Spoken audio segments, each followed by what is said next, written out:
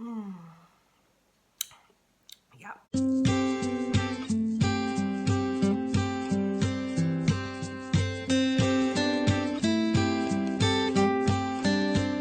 guys, it is April from Getting Hugo with It. I felt like doing something just kind of casual, just a little chat while I sip on some Sam Adams. It's the long weekend, it's Good Friday right now, and yeah, I just wanted to have a little chat with you guys. So Sam Adams in my Poppy's glass. When I was little, every Sunday we would go over to my grandparents' house, my mom's parents, and Poppy, who was amazing, always had these huge glasses. This is freaking heavy. It's insanely heavy. And yeah, we recently got one. I think everyone in the family is like, everyone has like one of these glasses now, which is really nice. So I'm sipping to my Poppy. And yeah, I just wanted to chat. So plans for this weekend, nothing too crazy, which is really nice. We are going to Cornwall tomorrow to have lunch with Barry's mom. It's her birthday next week. She's turning 65, and my mom turned 65 last week. So big birthday, so we're gonna go and do that. And then Sunday is actually Easter. Well, some people celebrate on the Monday, but we usually celebrate on the Sunday. And my little niece is sick, so usually my sister does Easter, I do Thanksgiving, my mom does Christmas. But because little Althea is sick, we're gonna just postpone, do something later. But I think Barry and I are gonna go to my parents' house on Sunday, which will be nice just to sit and chat with them, just have a little casual kind of get together. I hope that you have a wonderful weekend. Yeah, I had a couple of things that I wanted to talk about. Number one is Jen Campbell. Jen gave me a shout out on one of her videos. She did a video about booktubers that she loved, and I was one of them, which was so insanely exciting to me for a couple of reasons. First of all, it's Jen Campbell, who I adore. In her video, she was talking about how we have different reading tastes, which is true. But every time that I've gone and read a book that Jen suggested, I've adored it. Like The Winter People by Jennifer McMahon. No. McMahon, that's what it is. Anyway, freaking loved that. Jen is brilliant. I actually bought her book. She created this little picture book about Franklin and his flying bookshop, and I got that for my niece and nephew for Christmas, among them several other things, but I loved her book. So that was so exciting that she gave me a little shout out. It's funny because Jen was the very first person I subscribed to on Booktube. I didn't know Booktube existed at all until Jen Campbell came along, and I happened upon one of her videos. And yeah, so it's kind of weird and surreal that, you know, basically a year after starting Booktube, I'm getting a shout out from her. And that was very, very sweet. So thank you so much, Jen. And because of that, a lot of new people have subscribed to my channel. So hello, if you're very new, welcome to Getting Hugo with It. You know, Jen's video came at literally just the right time. I had, you know when you have those weeks where everything seems to be kind of crappy, the week before everything seemed to be good, and then that week you're like, what? Why is this happening? If you don't know, Barry and I have been trying to conceive for what feels like forever. It's definitely been well over 2 years now. We did get pregnant in October, and then we lost our baby at the end of December, which was really devastating, and I'm still working through that. Because I have low ovarian reserve, we're like, we need to start trying. Like, a lot of people after a miscarriage take some time to grieve and to get ready again to start trying. And that doesn't happen like really quickly. And I don't have that luxury. We took that luxury the month after. We didn't try. But this last month we tried, and I had the OPK kits out, and I wasn't testing my temperature or anything, but we really tried. And I got my period on Monday or Sunday. I can't remember, but that was really upsetting. That was not a good feeling at all. It came early, which was also not a good feeling, and yeah, I was in a kind of crappy place. And then we had gone to the fertility clinic a couple of weeks ago now to talk to my doctor about what the next steps are. We are on the list for IVF, so the Ontario government will fund one round of IVF, which is amazing. And we were at the very top of that list. We got the call in September, and then we got pregnant naturally, which was shocking and literally still the most wonderful, joyous time in my life. So since we lost the baby, I wondered whether or not we were at the bottom of that list again, because that often happens. Like, you'll go in for like week 7 ultrasound, and if everything is fine in week 7, they take you off the list apparently. They didn't do that for us. Thank the good Lord that they didn't. But so that means they want us to do IVF in probably late May, early June. And because I'm traveling next month, during the time where a bunch of testing, like they like to do baseline tests after you've had a pregnancy, no matter whether you end up with a baby or not, they like to do tests again. So I knew that I needed to do all of those tests this week and next week. But yeah, so I went in on Wednesday when Jen actually posted her video. On Wednesday, I went in and I was to do a blood test and an ultrasound. So I woke up that morning feeling bad, and I didn't know why. Like, I just felt like tired of trying and just tired of the whole thing. I went in for my ultrasound and I just cried the whole time because it was the first time me seeing my uterus without a baby in it, and it was really weird. The last time I had seen my uterus, there was my baby. It was no longer alive, but it was there. And I don't know what happened, but I mean, I should have known that you're gonna see your uterus without a baby in it, April. Like, that's what you're here for. You know that the baby's gone. Of course the baby's gone. Like, it's very clear, but I was not prepared for that. I had to, I had my ultrasound first, and then I was to do my blood test. So I got my ultrasound, cried through it, sat in the waiting room with a bunch of other people who also have their own, you know, fertility issues. And I was really trying to silently cry because it's so hard to go through fertility stuff. And a lot of people, you know, you're trying to be as positive as you possibly can through it. So the idea of like crying in front of other people who feel probably like crying, it's just, I try to be really sensitive, and I think everyone, you can sense that everyone's trying to be very sensitive and respectful of each other. But I couldn't help it. I really tried, but it was so hard, and I had to take the rest of the day off because I was just mentally, I could not go into work after that. I just needed a mental health day, and luckily I have the best boss who's understanding and gets it. So I was feeling really crap, and then Jen posted that, and it was like, oh, okay. Like, it was just really nice to have a positive after unexpected negative.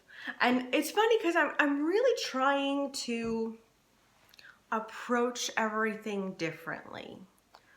I'm trying to release my grasp on the idea of getting pregnant. Before this period, I was starting to work out again, and that's been really nice, although I've been really bad this week because of where my head's been at, but I've been trying to just take care of myself again, because I think you can just fall into this trap of I'm not pregnant again this month, and I'm not pregnant again this month, and it can really send you on like this downward spiral that I've definitely gone down. So I've been trying to live my life like, if we have kids, that's wonderful. If we don't have kids, I'm still gonna have a good life. And this is a new thing for me. So yeah, I've been trying to find books that will help me through that. So I picked up at the library Complete Without Kids. I don't know if you can see that. I was so excited about this. And it talks about how there's like 3 different kinds of people who don't have kids. There's one who don't have children by happenstance, like it just didn't happen in their life. One where they just chose not to have kids. They decided they didn't. And then there's me, which is circumstance right now, at least, where it's not happening because there are medical issues going on, and those people desperately want to have kids.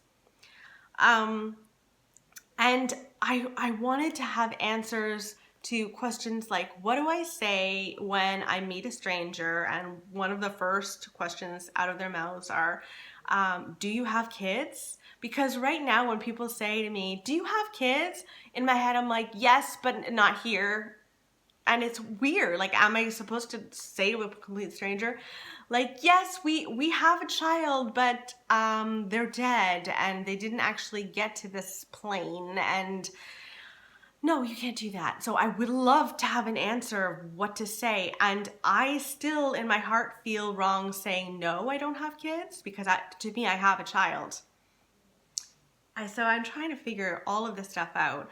I'm also trying to figure out, like, what will that look like if we don't have kids, and, travel and all of these things. But I'm worried that there's going to always be this enormous hole in my heart of this aching for a child. And yeah, very complex. Like, there's this enormous ache, and yet, trying to conceive is so hard. It's such an emotional roller coaster, and I often feel like I don't know how much longer I want to do it. But I will definitely be doing IVF, which is good. So that'll happen probably late May, early June, maybe June, July. I don't know. But so that is a positive. I'm very scared though, but we'll see. So yeah, I've been having a lot of questions going on in my mind. I'm even having like spiritual, do I even believe in God anymore questions? And so that's all going on right now. I feel like I'm handling it as best I can, and that sometimes means having way too much wine and screaming my head off and crying a lot. And sometimes it means working out and being like the best to myself and to everyone around me and loving on my niece and nephew. It just changes per day, but I'm literally trying to do the best I can. But we are trying to do things like plan ahead more. I feel like a lot of our lives have been like on hold for this baby that may or may not enter our lives. And so like we can't go to Zika virus places. So like there's all of the, Caribbean is off the list, and Florida was off the list until a hot second ago. And so luckily my husband, Barry, has planned this little getaway for us. We're gonna go to Niagara-on-the-Lake, which is in Ontario, and we're gonna go to wineries and stuff, and that's in August. So I'm really excited for that because it means we're planning ahead for like our romantic life, for our marriage. We're not tying up all of our happiness into a baby. So yes, planning ahead. I'm really excited about that trip. That's going to be so lovely. I've been to Niagara-on-the-Lake once before, but for like an afternoon, and then I was gone. So this will be really nice. It sounds like it's totally right up our alley. So I'm really excited for that. What else is going on? Maybe I'll share with you some of the stuff that I've been reading lately. I just finished, this morning I just finished The Cabin at the End of the World by Paul Tremblay. This is coming out in June, and I loved it. Now, when I started this, I thought, oh my gosh, this is my new favorite horror novel, or like on par with Bird Box. It didn't quite get there in the end, but I gave it 5 stars. I loved this book. I'll probably do a whole